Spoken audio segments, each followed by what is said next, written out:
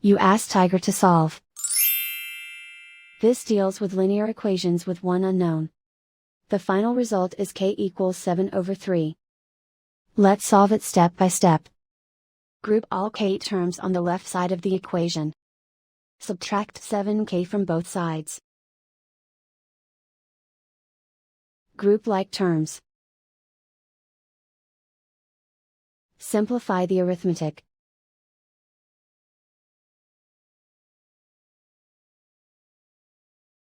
Group all constants on the right side of the equation.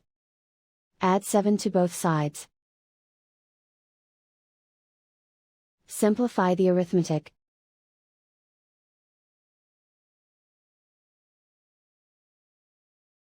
Isolate the k.